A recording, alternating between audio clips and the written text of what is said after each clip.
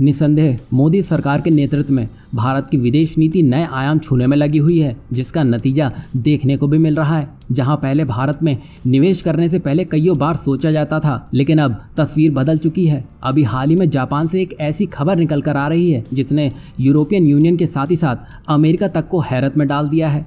दरअसल जापान ने भारत में अब तक का सबसे बड़ा इन्वेस्टमेंट किया है और ये निवेश भारी भरकम $42 बिलियन का रहने वाला है। और ये जो निवेश होगा वो जापान के पहले जो भी निवेश या प्रोजेक्ट चल रहे हैं उनके ऊपर ये निवेश होगा। यानी कि यहाँ आप कह सकते हैं कि ये निवेश 2022 का फ्रेश निवेश रहने वाला है। और यहाँ पर यह खास इसलिए भी है क्योंकि यूक्रेन में चल रही जंग और चीन के साथ तनाव के बीच जापान के प्रधानमंत्री का भारत के बेहद अहम दौरे में पहुंचना अपने आप में बहुत बड़ी बात कह जाता है।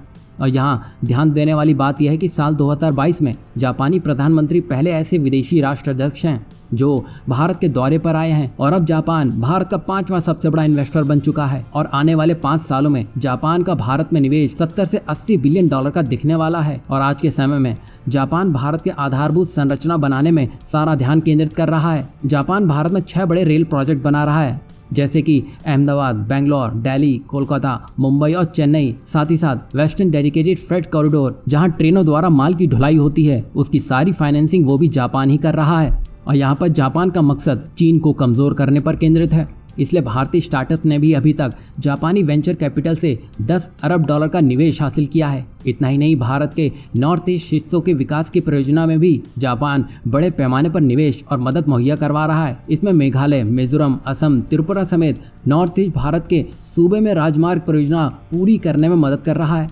यहाँ भारत अगर नॉर्थ ईस्ट मजबूत करने पर ध्यान देता है तो चीन की नींव अपने आप कमजोर होती हुई दिखाई देगी। और आज के समय में जापान भारत के लिए बहुत ही महत्वपूर्ण भागीदार साबित होता हुआ दिखाई दे रहा है।